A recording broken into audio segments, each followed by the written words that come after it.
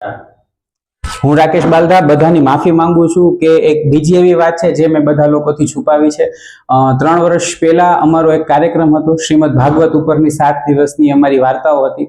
એ દરમિયાન મારા વાંચવામાં આવ્યું હતું કે નંદ બાવાને કૃષ્ણના જન્મથી એટલી બધી ખુશી થઈ કે એ મથુરા જઈ નતા શક્યા, અને એવું અચાનક જ જ્યારે મથુરા જાય છે એક દિવસ, અને બધા બધા ગોવાળોને લઈ અને મથુરા જાય છે, ત્યાં એમને મળવા માટે વાસુદેવજી એમના નિવાસ સ્થાન પર આવે છે।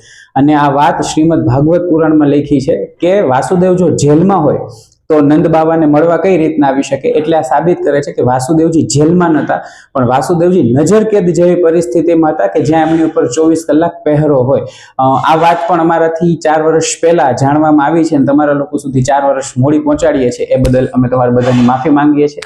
અને આવી બીજી વાતો લઈને અમે આવીએ અને અમારી વાત અને અમારી માફી તમે સ્વીકાર કરો, એવો ભાવ। ધન્યવાદ।